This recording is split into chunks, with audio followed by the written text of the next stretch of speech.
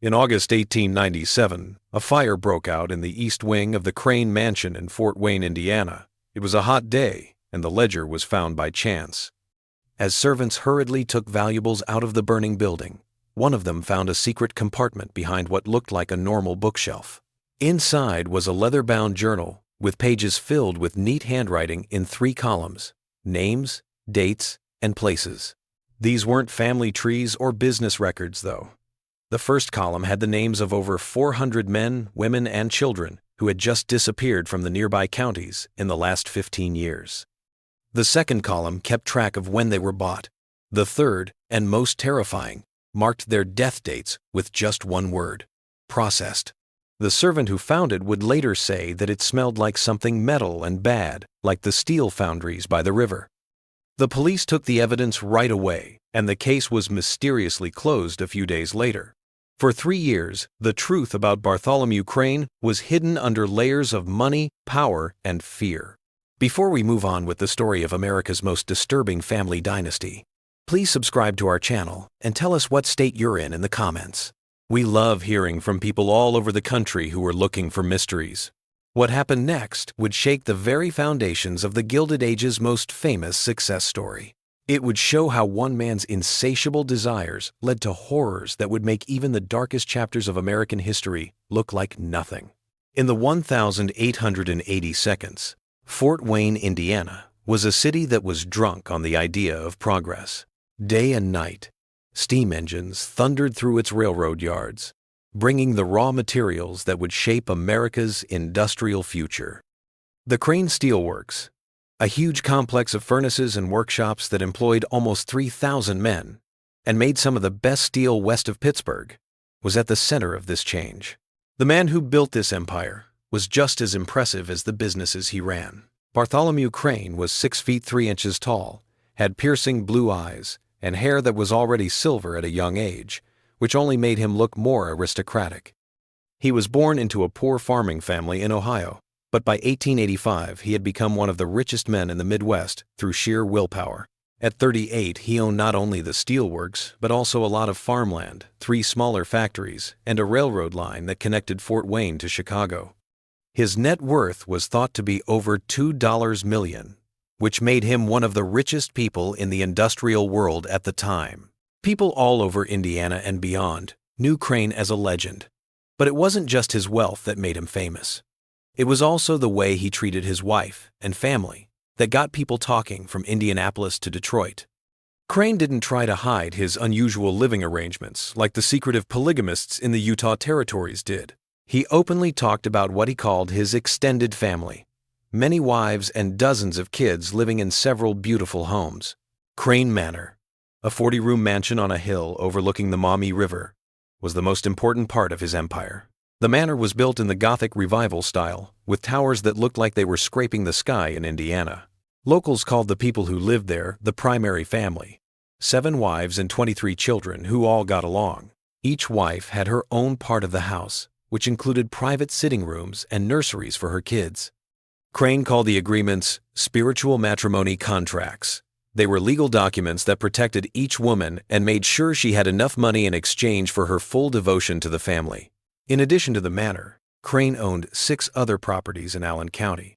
These smaller estates, each worth a lot of money on its own, were home to his secondary families. These were women who had chosen to live more private lives while still having his children and sharing in his wealth. 5 wives and their 16 kids lived on Willowbrook Farm, which was 20 miles south of Fort Wayne. 4 wives and 12 children lived in Riverside House, a grand mansion near the Street Mary's River. Each property was its own world, with servants, tutors, and governesses who made sure that Crane's children got the best education money could buy. The most impressive thing about these arrangements was how open they were. Crane went to social events with different wives, church services with different groups of his children, and often threw big parties where people from all of his families could meet and talk. At first, the people of Fort Wayne were shocked by Crane's sophisticated handling of his complicated home life. Over time, they came to accept and even admire it. His wives were classy, smart women who seemed happy with their lives. His kids were well-behaved, well-dressed, and did well in school. The Crane family's activities were often written about in the society pages of newspapers. The Fort Wayne Gazette wrote glowing profiles of Crane's wives, praising their work in the community and their contributions to the city's culture. The Indianapolis Star talked to some of his older kids and praised their academic and social skills. After some initial doubt, even religious leaders began to see Crane's arrangements as a unique form of Christian charity that gave women who might have otherwise stayed single in an age when marriage prospects were few a sense of security and purpose. Local business people liked Crane not only because he was successful in business, but also because he seemed to be able to keep so many strong-willed women happy. At their men's clubs, they would make fun of how well he could organize things and how well he could talk to people. Some people even asked him for help running their own households with just one wife. Crane would smile politely at these kinds of talks and often say, "Treat each woman as if she were the only woman in the world, and she will reward you with loyalty beyond measure." But there were small signs that things weren't as perfect as they seemed behind the public facade of a happy home. When reporters asked Crane's wives about certain parts of the manor that were off-limits to family members, they would say that they talked about strange deliveries that happened at night, people who came and went at strange times, and parts of the basement that were always locked. When asked about these strange things, the wives would quickly change the subject, and their faces would cloud over with what looked like fear instead of just being polite. The kids also sometimes said things that hinted at a darker side to their privileged lives. Edmund, Crane's 10-year-old son, once told a friend that his dad had a special place where bad people went to learn how to be good. Margaret Crane, who was 12 at the time, told her tutor that she sometimes heard sad singing coming from under the floor of the manor's library. When adults asked these kids about what they had said, they would get confused and say they couldn't remember. The most disturbing things were what servants and workers saw on the Crane properties. Several housemaids said they found blood stains on clothes that came down from the manor's restricted areas. Groundskeepers said that strange tools and equipment were being brought to the entrances of the basement that didn't seem to have any use in the home. The kitchen staff noticed that a lot of food was being made every day, way more than the known residents of the estate could eat. However, there were never any official guests. Even though the women seemed happy, their actions showed that they were very anxious. They didn't often go places by themselves, even to Fort Wayne, which was close by. They didn't seem to want to talk about their lives before they joined the Crane family. The most telling thing was that none of them had any contact with their families of origin. Crane said this was because all of his wives had been orphans or had been cut off from relatives who didn't like their unusual way of life. By 1890, Bartholomew Crane was well known in the Midwest as both a brilliant businessman and a master of family harmony. People came from as far away as New York and California to see his steelworks and his unusual family arrangements. There were a lot of articles in the news about him being a possible candidate for governor of Indiana. Editorials praised his new ideas for both business and family life. The man who had apparently solved the problems of loneliness and want by ignoring the usual limits seemed to have a future without limits. But even though his public star was rising, rumors started to spread in Fort Wayne's immigrant neighborhoods and in the hobo camps along the railroad lines. There were stories about people who had gone to the Crane Steel Works looking for work and then just disappeared. People told stories about strange people who walked around the poorest parts of the city and made offers that seemed too good to be true.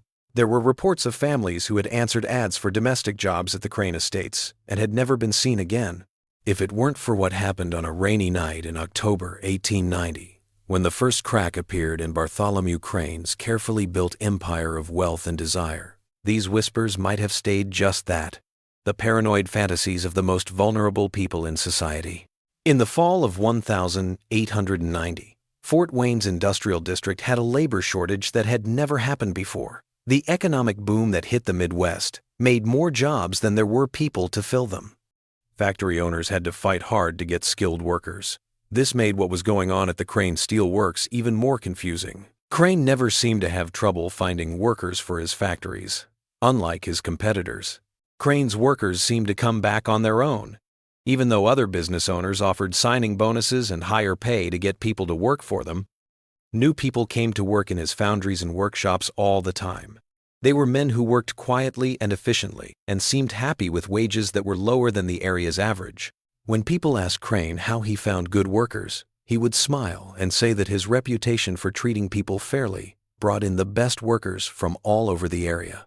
The truth, on the other hand, was much more complicated and much more evil. Thomas O'Brien had been a foreman at the Crane Steel Works for 8 years when he first noticed that workers were coming and going in strange ways. Unlike other factories, where workers made friends and formed social groups, Crane's workers seemed to come and go a lot.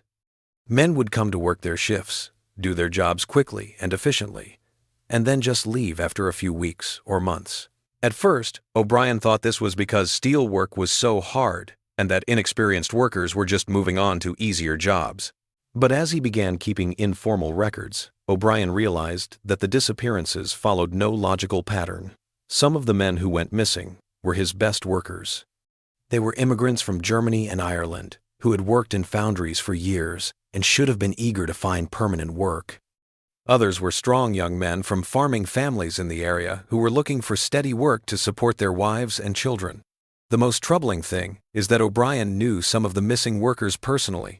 These were men who had talked about bringing their families to Fort Wayne, who had been saving money for houses, and who had shown every sign of wanting to settle down in the area.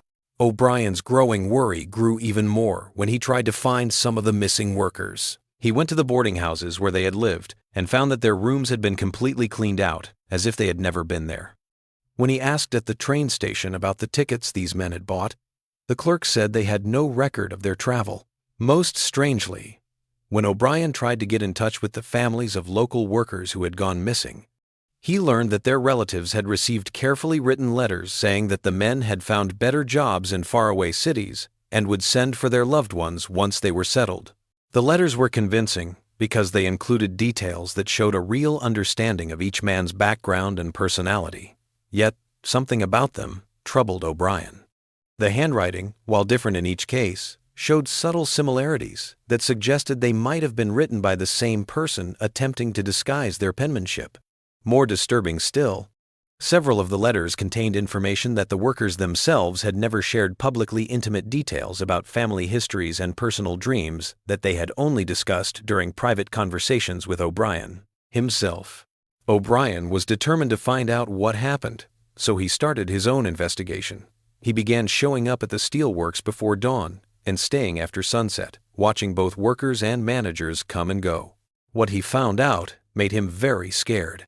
O'Brien saw a number of things happen in the early morning hours, before the day shift started and the night shift ended. These things were never recorded in the factory's official logs. Horse-drawn wagons would pull up to a back entrance to the building. The drivers were wearing heavy coats, even though it was a mild fall day. These wagons were full of what looked like groups of people, men, women, and even kids who walked like they were either very tired or high on something. O'Brien had always thought that the new people would be taken straight to a part of the steelworks that had storage areas for raw materials. But after watching night after night, he figured out that people who came into this area for the pre-dawn deliveries never left during regular business hours. Instead, different people would show up in the main foundries. These men looked very different from the ones who had come in the wagons, but they somehow had the same work clothes and lunch pails. O'Brien's investigation took a scary turn when he chose to follow one of the strange wagons on a moonless night in November. He followed a wagon that left the steel works at about 3:00 in the morning. The wagon didn't go to any of Fort Wayne's neighborhoods.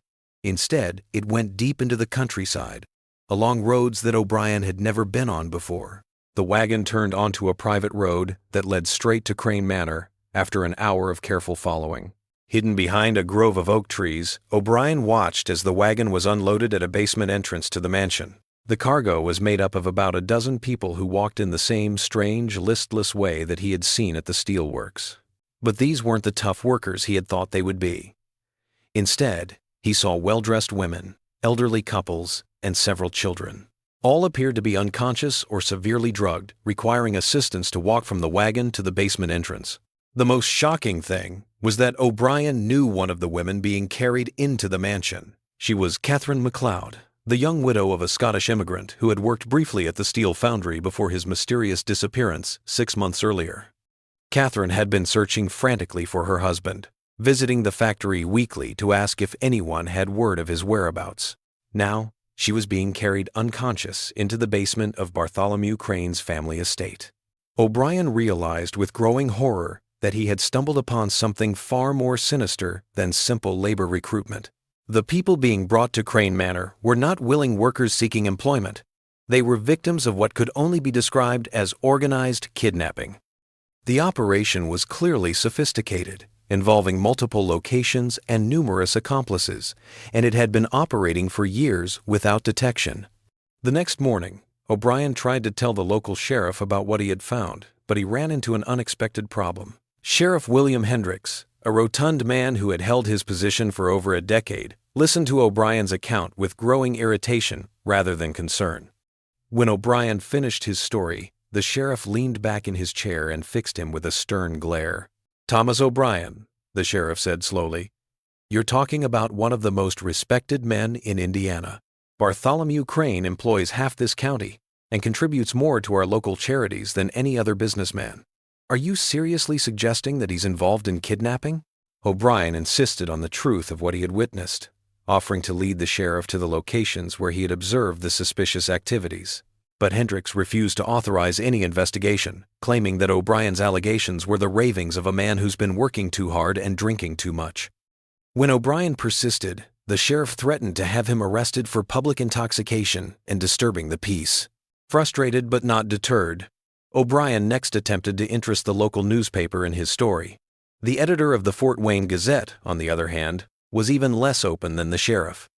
The editor told O'Brien that his newspaper relied heavily on advertising money from Crane's many businesses after listening politely to what he had to say. Publishing unsubstantiated allegations against such an important advertiser would be financial suicide for the publication. O'Brien was stuck in a web of economic dependence that made it almost impossible for him to reveal what Crane was doing. Crane's money helped every organization in Fort Wayne, from the police, to the press, to the local government, to the churches. The steel tycoon had smartly made himself seem necessary for the community's success, so going against him would mean going against the whole region's economy. But O'Brien wasn't the only one who had started to see troubling trends in Crane's work. Sister Margaret O'Connell, who ran the Catholic orphanage on the east side of Fort Wayne, had been keeping track of people who had gone missing for the past 2 years. Families looking for missing relatives who had gone to Fort Wayne to look for work or a place to live had asked her many times. Sister Margaret's records showed a pattern that was even more disturbing than what O'Brien had found.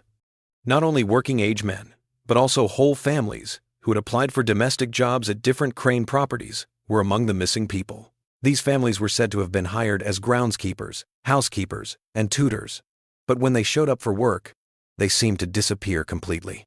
The nun tried to visit a number of Crane estates to ask about the missing families, but security guards turned her away, saying that the families had moved on to other things.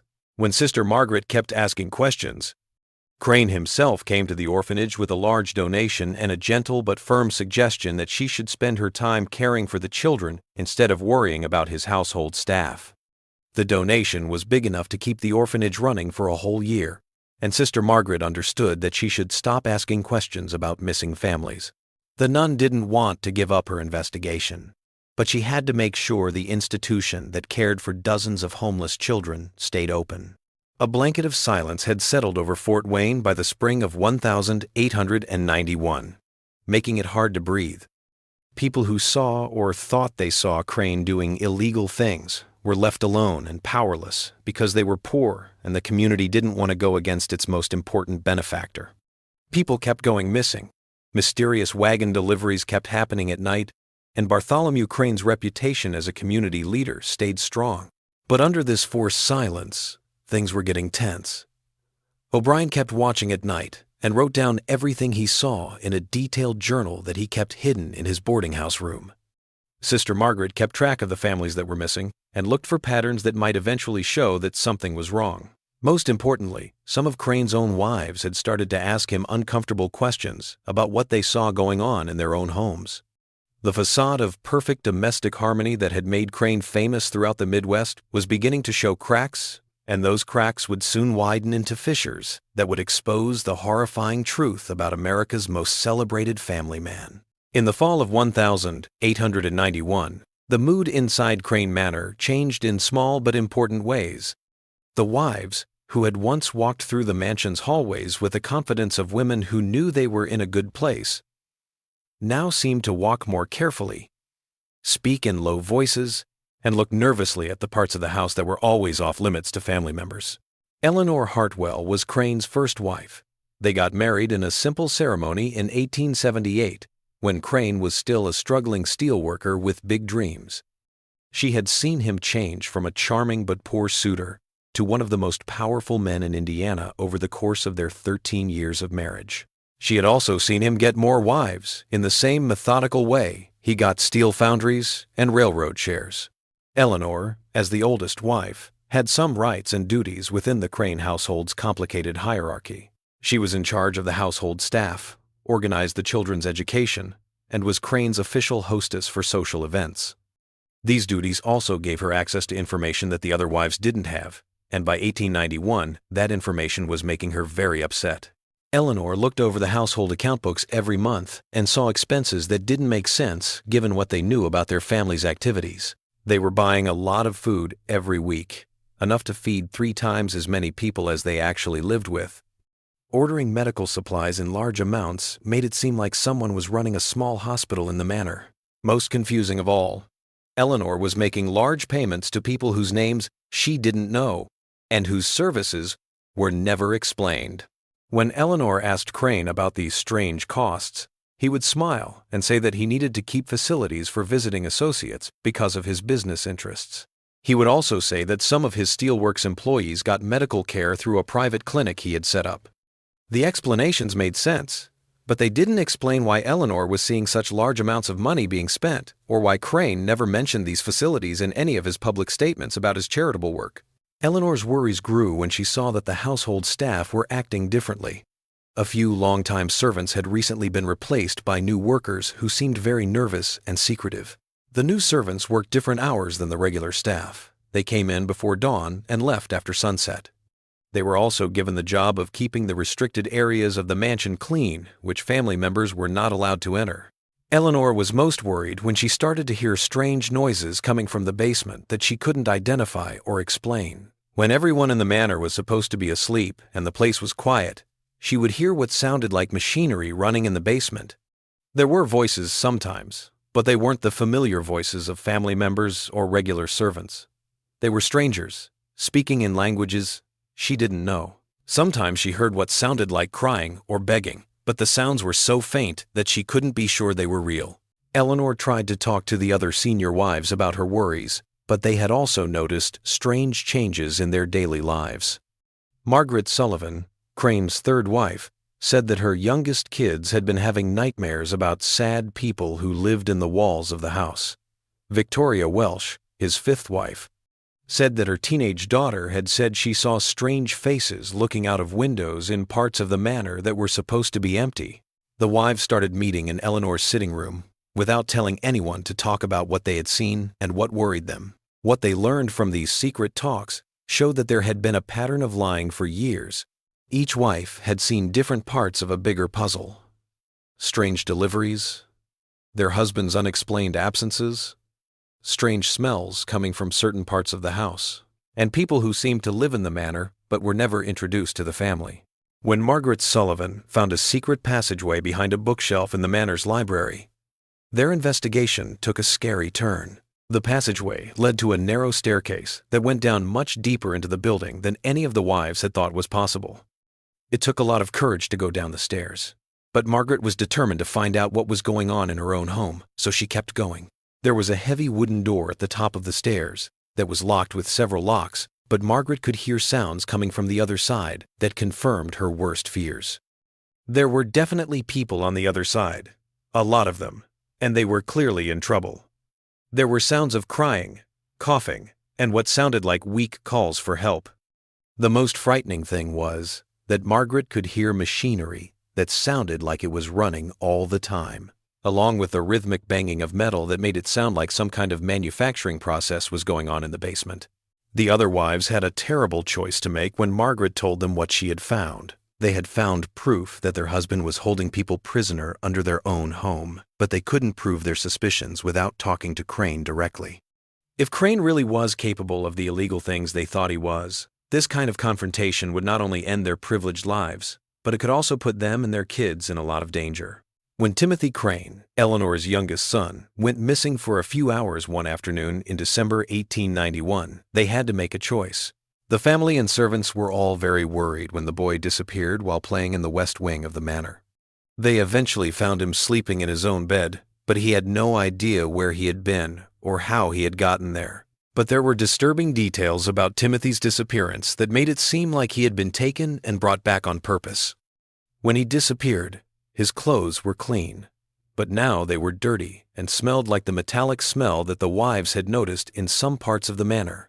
Timothy's cough got worse, and he said his throat hurt, which made it seem like he had been around smoke or chemical fumes. Timothy got upset when Eleanor asked him about the hours he had missed. He talked about the working people downstairs and the sad place where nobody can leave. He said he saw lots and lots of people in a big room and heard the loud banging sounds that never, most troubling of all. Timothy said someone had told him he was going to learn about the family business, but he had been sent back to his room because he was too little to understand. Eleanor figured out that her son had somehow gotten into the manor's secret areas and seen Crane doing whatever he was doing in the basement levels. The fact that Timothy had been drugged or made to forget what happened showed that Crane was willing to use drugs, even on his own kids, to keep his secrets safe. The wives were in a more and more dangerous situation as they learned more about their husbands' crimes. They couldn't go to the police because Crane's power in Fort Wayne made it unlikely that any official investigation would happen. They couldn't just leave because Crane had legal custody of their kids and all of their money. The scariest thing was that they now knew they were living right above what looked like a prison where dozens of people were being held against their will.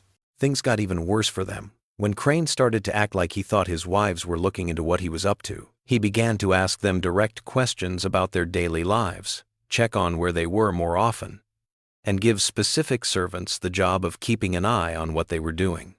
As the wives tried to keep up the appearance of a happy home life, the mood in the manor grew more and more tense.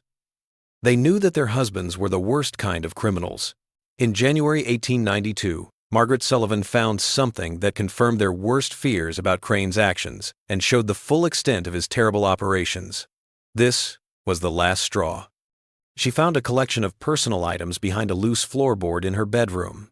They were clearly stolen from many different people and included jewelry, photos, letters, and identification documents that told the stories of dozens of people who had gone missing from Fort Wayne in the past few years. Margaret found a letter among these things that scared her to death. It was written to Catherine MacLeod, a Scottish widow whose husband had gone missing from the steelworks. It was a desperate plea to the Fort Wayne sheriff for help in finding her husband. The letter was written only 3 weeks after Margaret had seen Catherine being carried into the manor's basement while she was unconscious. Margaret understood that she and the other wives were not just living with a criminal. They were living with a man who was methodically kidnapping, imprisoning, and maybe even killing innocent people. The beautiful mansion where they used to live was actually the headquarters of a criminal group that targeted the weakest people in society. But this horrible discovery was not the worst thing that the wives of Bartholomew Crane would learn. The full extent of his crimes and the fate of his victims would only be known when one of them decided to risk everything to expose the monster they had married and the nightmare that was going on right under their noses. Rebecca Fleming was always different from Crane's other wives. She was a former teacher from Chicago who married him in 1889. She was smart and independent, which had attracted Crane at first, but now they seemed to make him more and more uncomfortable. Rebecca, on the other hand, kept asking questions and looking for answers to the things that didn't make sense in their home. The other wives had slowly come to terms with the rules and mysteries of life at Crane Manor. In February 1892, Crane left for a 2-week business trip to Pittsburgh, which gave her a chance to find out the truth. Rebecca had not been able to move around freely since she got to the manor. This was the first time since then that her husband or his specially assigned servants had not been watching her closely. Rebecca had been quietly studying the layout of the manor for months, paying special attention to the architectural inconsistencies that hinted at the presence of hidden rooms and passages. The building was first built in 1883, but over the years, it has been changed and added to in many ways. These changes seemed to be made not only to make room for Crane's growing family, but also to make hidden areas that the manor's official residents could use for unknown purposes. Rebecca started to map out the manor's hidden geography using what she knew about building construction from her late father, who was an architect. She found out that the basement level went much farther than what could be seen from the main house. It included what looked like a network of underground rooms that connected not only to different parts of the manor, but also to buildings outside the estate. The rest of the house was still asleep when she started her exploration in the early morning. After finding the passage that Margaret Sullivan had hidden behind the library bookshelf, Rebecca went down the narrow stairs to the locked door at the bottom. But instead of trying to open that door, she kept looking around the area and found more passages that led to the underground complex in different ways. Rebecca would never forget what she found beyond those passages. The basement of Crane Manor wasn't just one big room. It was a maze of connected rooms that had been turned into what could only be called an underground factory. The rooms had industrial tools and machines for working with metals, small-scale steel furnaces, and machines for processing raw materials. But the worst thing about these places wasn't the equipment. It was the people who worked there. Dozens of people were locked up in the basement rooms, where they lived and worked in ways that were not decent for humans. Men, women, and children were chained to their workstations so they could run the machines that made steel parts and finished goods. They worked in shifts that lasted 18 to 20 hours, and when they did get a break, they slept on straw mattresses that were put directly on the stone floors. The prisoners seemed to be a mix of Fort Wayne's missing people, immigrant families, workers on the road, homeless people, and even some people who were well known in the area and were said to have left town for better opportunities. A mix of physical restraints, not enough food, and what seemed to be regular doses of laudanum or another sedative drug that made them calm and confused kept them in line. Rebecca understood that she was seeing the reason for Crane's amazing business success. Crane's competitors were having trouble with high labor costs and strikes, but Crane had already solved these problems by making a slave workforce that only cost him the money it took to kidnap and imprison his victims. People who had been taken from their families and forced to work until they died of exhaustion or disease were making the steel products that had made him famous in the Midwest. But the underground complex had horrors that were worse than slave labor. Rebecca found out what Crane did with prisoners who got too sick or weak to work in the deepest parts of the building. They didn't let these people go or give them medical care.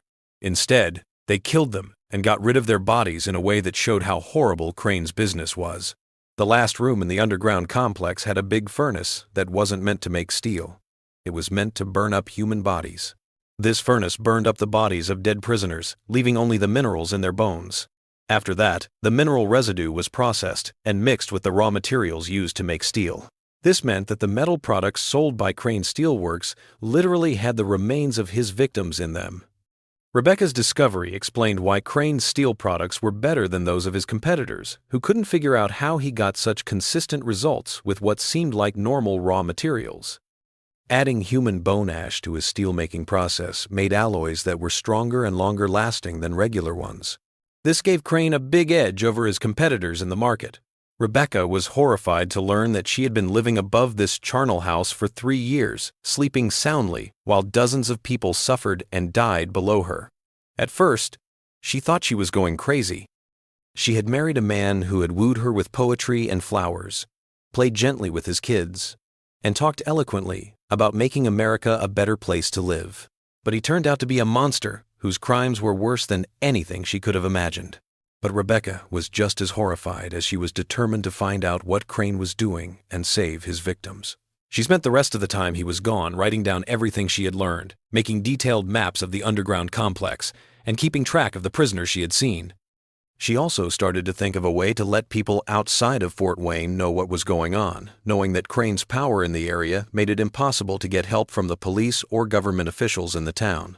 Realizing that she couldn't do it all by herself made her plans more difficult. It was impossible for one person to free the prisoners because the underground complex was too well protected and guarded. In addition, any attempt to rescue the victims would need to be planned with help from outside sources to make sure they could be safely taken off Crane's property and kept safe from his inevitable revenge. Rebecca's investigation also showed the full extent of Crane's criminal group, a network of accomplices, including corrupt police officers, dishonest business partners, and criminals who specialize in human trafficking, helped him run the kidnapping operations that brought victims to his underground factory. The operation went beyond Indiana to include procurement networks in Illinois, Ohio, and Michigan, making it a criminal enterprise that spanned multiple states on an unprecedented scale. Rebecca found proof that Crane's actions were not just the result of greed or the desire to make money. This was the most frightening thing of all. She found journals among his personal papers that explained why he thought his crimes were right. Crane thought of himself as a pioneer in making factories more efficient. He thought he had figured out how to get rid of the parts of human labor that were wasteful by making workers focus on their most important job, making things. His writings showed that he had lost all sense of morality and empathy for other people over time. He saw other people as nothing more than parts of an industrial process. He wrote a lot about his plans to grow his business by building similar factories in other cities and eventually making a network of hidden factories across the country that would be run by slaves. Rebecca understood that Crane's crimes were not just random murders and kidnappings, but a planned effort to make people less than machines in factories. His success in Fort Wayne was only the first step in a plan that could kill thousands of people all over the country. When Crane got back from his business trip, Rebecca was waiting for him with a choice that would change not only her life, but also the lives of everyone who was stuck in the nightmare he had made beneath their feet. The last fight between husband and wife would reveal the full extent of his horrible empire and set off events that would shake the most powerful family in Fort Wayne to its core. The horror in Crane Manor gets worse just when we thought we'd seen it all. If this story is making you shiver, send this video to a friend who likes dark mysteries. To support our work, please hit the like button and don't forget to subscribe so you never miss a story like this one. Let's find out together what happens when Rebecca finally faces the monster she married. On a cold February evening in 1892, Crane came back from Pittsburgh. The wheels of his carriage crunched through the snow that had fallen while he was gone. Rebecca watched from her bedroom window as he got out of the car. His silver hair shone in the light of the lamp, and he looked as confident and aristocratic as ever. Anyone who saw him would have thought he was exactly what he had always been, a successful businessman coming home to his loving family after a successful trip. Rebecca was the only one who knew that she was watching a predator come back to its hunting grounds. She had spent his absence not only writing down his crimes, but also dealing with the awful truth of what kind of man she had slept with for 3 years. All of the sweet talks, the private times, and the plans they had made for the future were all lies. The man was capable of terrible cruelty toward other people. Rebecca had made up her mind that she couldn't keep living this lie. The moral weight of what she knew, along with the fact that the prisoners were still suffering beneath her feet, made it impossible for her to keep up the appearance of a happy home. She would tell Crane what she had found and demand that he let his victims go right away. She was ready to do whatever it took to expose his crimes, even if it meant hurting herself if he didn't agree. The fight happened in Crane's private study, a fancy room filled with law books and business papers that had always been a sign of his success and respectability. Rebecca waited until everyone else in the house had gone to bed for the night. Then she knocked softly on the study door. When Crane asked her to come in, she saw him sitting behind his mahogany desk, going over letters from meetings in Pittsburgh. "Bartholomew," she said, her voice steady even though she was scared. "We need to talk about what you've been doing in the basement of this house." Crane looked up from his papers with a look of mild interest, as if Rebecca had asked him about the weather or what they were going to eat for dinner that night. "I'm sorry, but I don't understand what you mean, dear. The basement is just a place for the family to store things. It's nothing you need to worry about." Rebecca knew he would deny it and had specific information ready that would make it impossible for him to lie again. "I've seen the prisoners, Bartholomew. I've seen the factory equipment and the furnace where you burn their bodies. I know about the kidnapping network and the steel production that's made you rich. I know everything." For a moment, Crane's act of being politely confused stayed in place. Then, little by little, his face started to change. His smile faded, and his eyes became cold and calculating. Rebecca had never heard a voice like his before, flat, emotionless, and completely lacking in warmth. He said softly, "You've been a very busy woman while I was gone. I didn't think you were that curious. That was a mistake I won't make again." Rebecca felt a wave of pure fear wash over her as she realized that the man sitting across from her was no longer pretending to be human. The mask had finally come off, and what she saw was much more dangerous than she had thought. But she made herself keep going with the fight, even though she knew it might be her only chance to save the prisoners and show Crane's crimes. She said, "Those people downstairs have families who are looking for them. You have to let them go, Bartholomew. You have to end this nightmare. They have kids who don't understand why their parents never came home." Crane leaned back in his chair and looked at her with the same cool interest he would have shown a very difficult business problem. "I'm sorry, Rebecca, but that's not possible. Those people are very important to my business. They are a solution to the problems that come up when people work in the traditional way. Letting them go would be counterproductive." The way he called people efficiency problems in a clinical way showed how morally corrupt he was. Rebecca realized that she wasn't arguing with someone who had just lost their way for a little while. She was arguing with someone who had completely rejected the basic rules of being decent. "Bartholomew, they're people," she said in a desperate tone. "They're not just machines or raw materials. They have souls, hopes, and dreams, and people who love them. How can you treat them like they're just tools for your factories?" She was terrified by Crane's answer. Hope and dreams are luxuries that get in the way of work. Love is a weakness that keeps people from doing their jobs in a modern industrial society. I've just gotten rid of these inefficiencies from my workers. The results speak for themselves. My steel is better than anything made in the usual way. Rebecca knew that a logical argument wouldn't work on a man who had completely lost his humanity. She changed how she talked to him, appealing to his self-interest instead of his conscience. "The authorities will find out what you're doing eventually. Someone will notice that people are missing, and someone will look into why your business is doing so well. When that happens, you'll lose everything: your freedom, your money, and your reputation. Is it really worth the risk?" Crane smiled at her question, but it wasn't a warm smile. The people in charge in Fort Wayne are well paid for their discretion. The business community benefits too much from my success to ask uncomfortable questions. And the victims I choose are chosen because they won't be missed. Immigrants without connections, homeless people, families with no local ties. I've been doing this for over 5 years without being caught. I don't see why that should change. The way he talked about choosing victims casually showed that his crimes were planned out. This man didn't just happen to commit crimes. He carefully planned and carried out a campaign of kidnapping and murder that lasted for years. Rebecca knew that talking and bargaining with someone like that wouldn't work. She said, "I won't be a part of this. I'm going to leave this house tonight and call federal authorities who aren't under your control. I'm going to make sure that everyone knows what you've been doing." Crane's face didn't change, but his posture changed in a way that made Rebecca suddenly realize how alone and weak she was. They were the only ones awake in the study. The rest of the house was asleep, and she was facing a man who had already shown he was willing to kill and imprison innocent people. "I'm sorry, but that won't be possible," Crane said in a low voice. "You've seen too much and learned too much. I can't let you leave this house with what you know." Rebecca's heart raced as she realized that arguing with Crane had been a big mistake.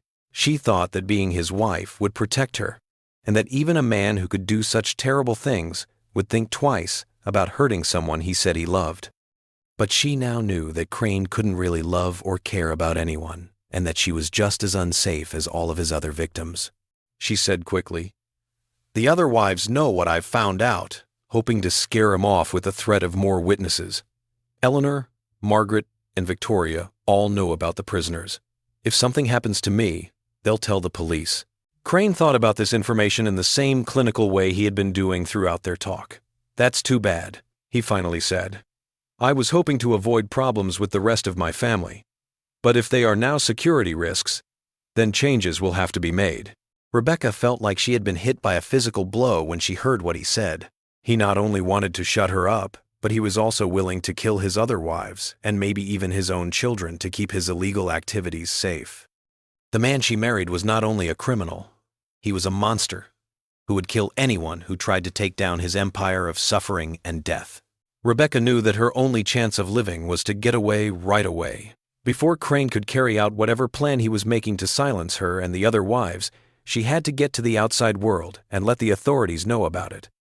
But when she turned to leave the study, she saw that her chances of getting away had already been taken away. Two men she had never seen before were standing in the doorway.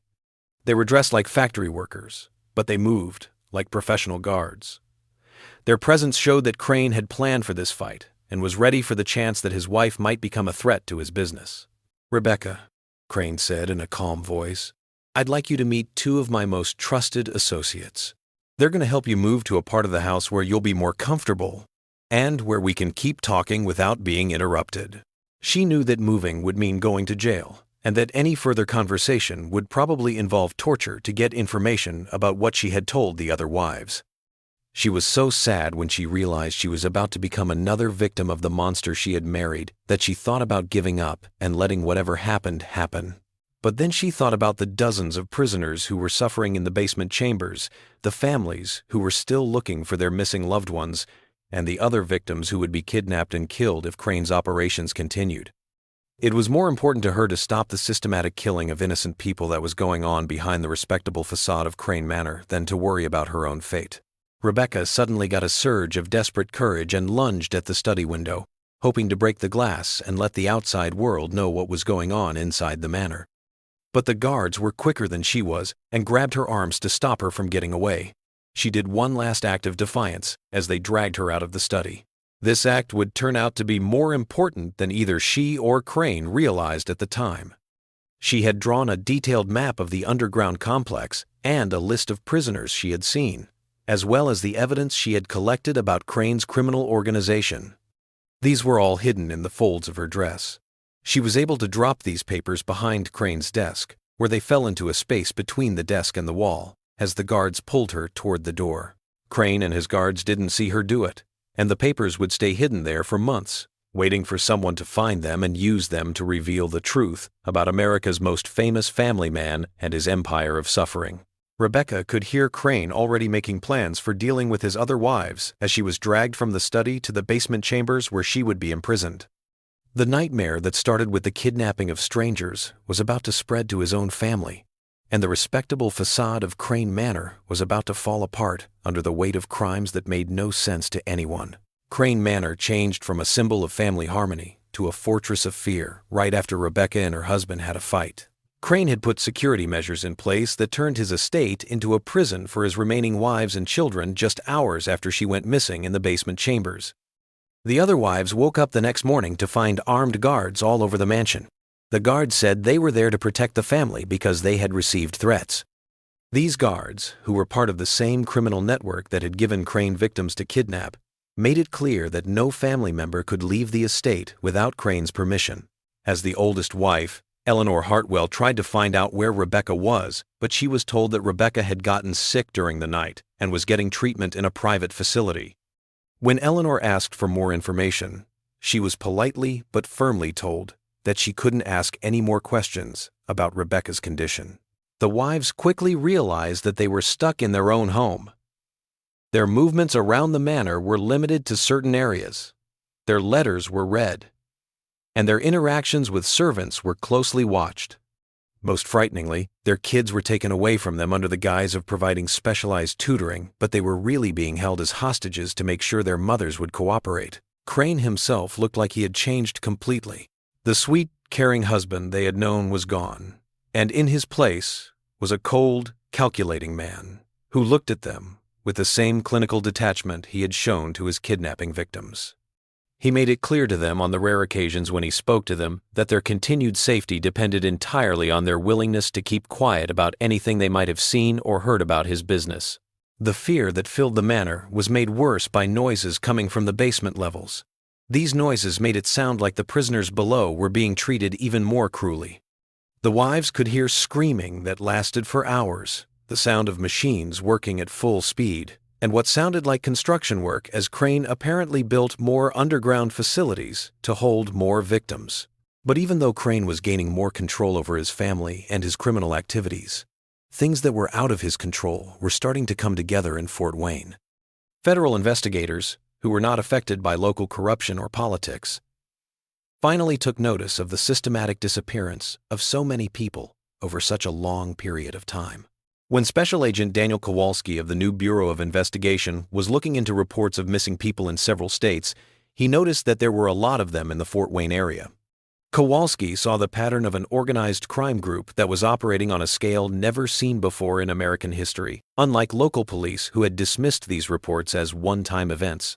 A letter from Sister Margaret O'Connell started Kowalski's investigation. She had finally gotten over her fear of Crane's revenge and had written to the federal government to tell them about her worries about the missing families. Kowalski had proof of a criminal network that crossed state lines and was therefore under federal jurisdiction. This proof came from the nuns' detailed records of missing people and similar reports from other cities. When Thomas O'Brien, the steelworks foreman who had been keeping an eye on Crane's activities, called Kowalski, the federal investigation picked up speed. O'Brien's detailed journal of strange things happening at the steel foundry, along with his first-hand account of strange deliveries to Crane Manor, gave federal agents specific proof of criminal activity that could lead to a formal investigation. Most importantly, Kowalski's investigation got important help from an unexpected source. Dr. Harrison Payton, the doctor who had been treating some of Crane's workers for strange injuries and illnesses. Dr. Payton was confused by the medical problems he saw in patients sent to him by Crane's businesses. These included injuries that were consistent with being locked up for a long time and not getting enough food, symptoms of chemical poisoning that suggested exposure to industrial processes, and psychological trauma that suggested severe abuse. When Dr. Payton found out about the federal investigation, he gave Kowalski medical records that showed how Crane's workers were being abused on a regular basis. These records, along with the other evidence collected by federal agents, gave them enough reason to look into Crane's business and personal property in depth. On the 15th of March, 1892, the federal government raided Crane Manor. This happened 3 weeks after Rebecca and her husband had a fight. Before dawn, federal agents and soldiers from Fort Benjamin Harrison surrounded the estate and locked all the doors to keep criminals from escaping or destroying evidence. Agents arrested Crane in his study, where they found him calmly destroying business papers that showed how he was running his illegal business. However, his attempt to get rid of evidence only worked part of the time. This is because federal agents were ready for such tactics and quickly secured the most important parts of the estate. Even the most experienced federal agents, who had seen the worst of American crime, were shocked to find the underground complex under Crane Manor. The scale of the operation, the number of victims, the level of sophistication of the facilities, and the way the abuse happened all went beyond anything they had ever seen before. When they found the furnace that was used to burn bodies, a few agents got sick just thinking about what they were seeing. A huge humanitarian effort was needed to save the remaining prisoners. It involved doctors, social workers, and translators who could talk to victims from many different ethnic and linguistic backgrounds. Many of the prisoners were so mentally hurt by what they had been through that they couldn't understand right away that they were being saved. Some people were so weak from not getting enough food and being abused that they had to go to the hospital right away. Rebecca Fleming was one of the prisoners rescued from the basement chambers. She had been in prison for 3 weeks and had stayed sane by hoping that someone would find out the truth about Crane's operations. Her testimony, along with the papers she had hidden behind Crane's desk, gave federal investigators a lot of information about the size and methods of his criminal business. The investigation into Crane's actions showed the full extent of his crimes against humanity.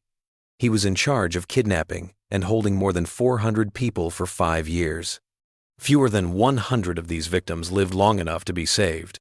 The rest had died from exhaustion, disease, accidents at work, or murder when they were too weak to keep working. The trial of Bartholomew Crane was one of the most publicized legal cases in American history.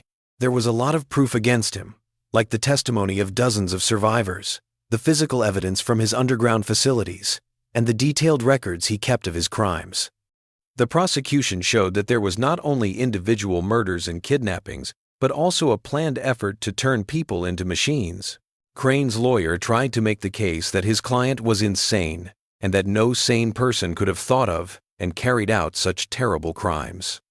But Crane's operations were well planned and well organized, which showed a level of intelligence that made claims of insanity impossible to support. The jury took less than 2 hours to reach guilty verdicts on all counts. On the 3rd of November 1892, Bartholomew Crane was hanged in the yard of the Indiana State Prison. He didn't feel bad about what he did, and only said that his methods would eventually be seen as groundbreaking contributions to making factories run more efficiently. Even after he died, he still thought that turning people into parts for machines was a step forward, not an attack on human dignity. Bartholomew Crane's wives and children who were still alive had their own problems to deal with after his death. Even though they were not involved in his crimes, they had to live with the fact that they lived above one of the worst criminal organizations in American history without knowing it. A few of the wives, like Eleanor Hartwell, changed their names and moved to faraway states where they could start over without being in the shadow of their husband's bad reputation. Rebecca Fleming, who had the guts to confront Crane and help bring his crimes to light, became an advocate for the rights of kidnapping victims and worked with federal officials to make it easier to investigate organized crime. She never married again, and for the rest of her life, she worked to make sure that Crane's victims' suffering would not be forgotten. The federal court ordered that the Crane Steelworks be permanently closed and that the manor where he ran his criminal business be torn down. The site was eventually turned into a memorial garden with stone markers with the names of Crane's victims on them. This was done to make sure that people would always remember the human cost of unchecked industrial ambition and moral corruption. The case of Bartholomew Crane changed how Americans thought about organized crime and abuse in the workplace. It made new federal laws about how to treat workers, made the penalties for kidnapping and human trafficking stronger, and set up ways for the federal government to look into crimes that cross state lines. The Bureau of Investigation, which was very important in revealing Crane's crimes, was given more staff and resources to fight similar criminal organizations. The Crane case may have been most important because it showed how dangerous it is to let social respectability and economic success hide criminal activity from scrutiny. The fact that a man who was well known as a pillar of his community could commit such terrible crimes showed how important it is to always be on the lookout for people who would take advantage of the weakest members of society. The crimes of Bartholomew Crane will always be remembered in American history as a warning that true evil often hides behind a mask of respectability and success. His story is proof of the bravery of people like Rebecca Fleming, Thomas O'Brien, and Sister Margaret O'Connell, who put everything on the line to tell the truth and save lives. This mystery shows us that even in the Gilded Age of America, when things were going well and people were making progress, human cruelty could still thrive in the shadows of respectability. The steel tycoon who seemed to have it all, money, power, and the perfect family, turned out to be a monster whose crimes were beyond understanding. What do you think of this tale? Do you think that this kind of evil could go on for so long without anyone noticing? Please leave a comment below and tell us what you think about how normal people can fight against evil that is out of the ordinary. If you liked this story and want to read more scary stories like it, subscribe, hit the bell, and tell a friend who likes mysteries. In the next video, see you.